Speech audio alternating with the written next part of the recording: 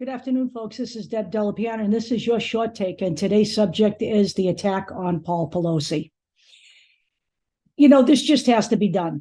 I just have to say, I am now fully aware of just how right Hillary Clinton was about the people who follow and pay fealty to Donald Trump. I apologize to Hillary Clinton for criticizing her for calling them deplorables. They actually are deplorables. It's just amazing to me how many ugly Americans walk among us every single fucking day. I've seen them at work. I've seen them on social media, and that's where we're going right now. So let's talk about the attack on Paul Pelosi and what I see on social media. So hang on here.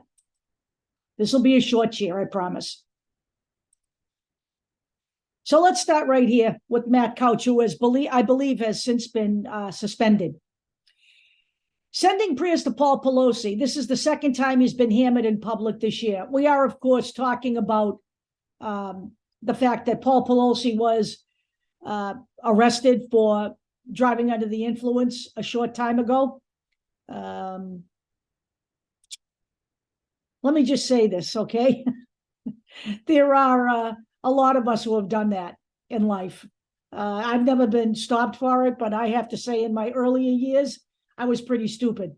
And I was lucky, and so were other people.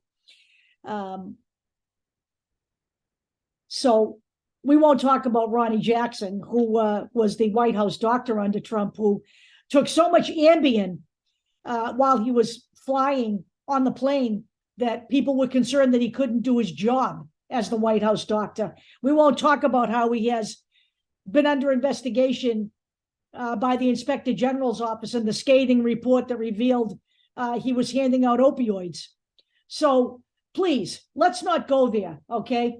Because that has nothing to do with this. Let's go down a little further here. Let's talk about Christina Pushaw, who we've actually talked about in our stream videos. She is the quote, rapid response director, end quote, for the Ron DeSatan campaign. I hope the police catch the attacker and he is swiftly charged and taken off the streets, unlike Paul Pelosi after he drove drunk.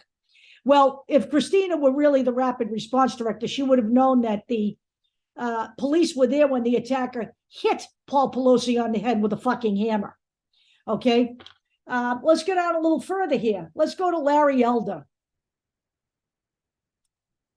Let's go. Can we find Larry here? Let's see. Where are we? Larry Elder. Larry Elder, as we all know, is another right-wing talking head who was also the candidate who wanted to replace Gavin Newsom during the recall. He lost. So his post was, too soon? Poor Paul Pelosi. First he's busted for DUI, and then he gets attacked in his home. Hammered twice in 6 months. Not very original, but just as ugly as Matt Couch's. He must have stolen it from Matt, because Larry Elder hasn't got a thought process that would allow him to figure that out himself.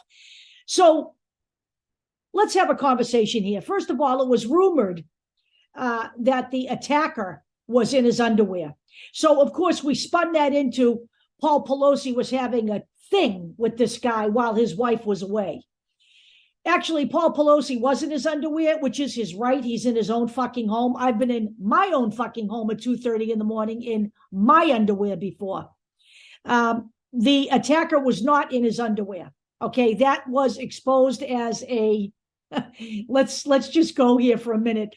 That was exposed as misinformation spread by a Fox affiliate. Are you surprised? Because if you're getting your news from Fox, you have to know that 90% of it is incorrect. The only thing that's accurate is that the event is happening. But all of the circumstances that they report surrounding that event are generally based in lies, okay?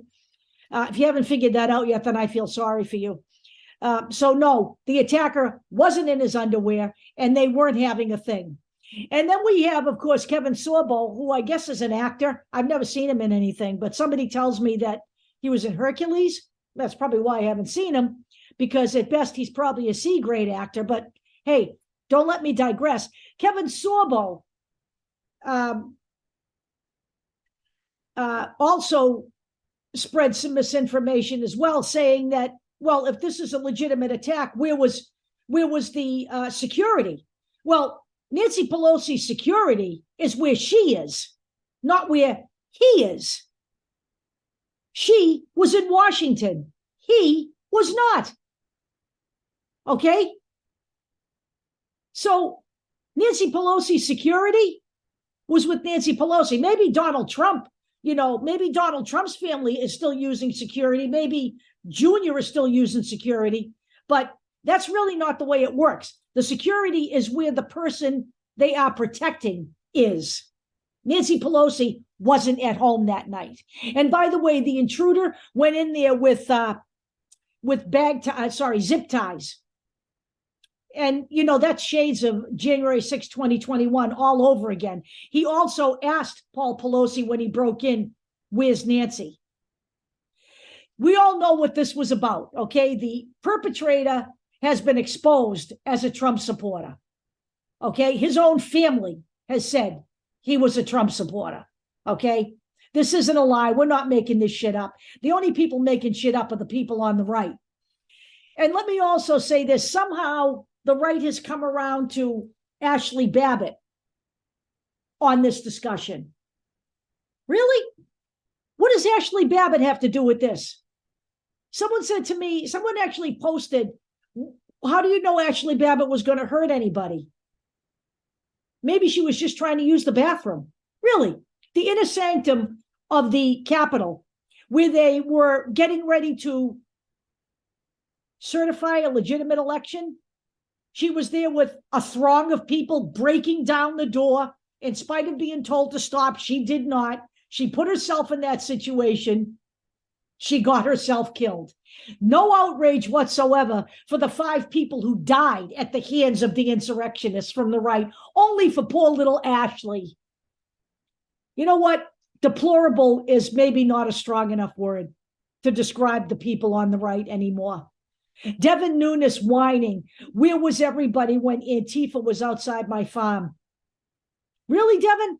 Well, protesting outside of locations is a right that's guaranteed. And it was reaffirmed by the Supreme Court when they ruled that people could protest outside of abortion clinics. So that means it was okay for protesters to be outside of the Supreme Court justices' homes. You don't like that? I'm really sorry. Then why don't you challenge that in the Supreme Court? Because it was your Supreme Court that gave them that legitimacy. The person who was at Paul Pelosi's house was not outside his house. He broke into a private residence with the full intent of causing physical harm. And he did so. He fractured Paul Pelosi's skull with a fucking hammer. Get it right, or shut the fuck up. It's time, folks, for all of this nonsense to be called out for what it is. I'm fucking tired of people who think we have to treat the people on the right decently. We don't. Because they don't treat anybody decently. If you have not been paying attention to all of this, you didn't pay attention to the fact that we've had Donald Trump make fun of people who are disabled, which has now led to people making fun of John Fetterman for having a stroke. We're talking about having to be civil to the right. Oh, I don't fucking think so. No, I don't think so one bit.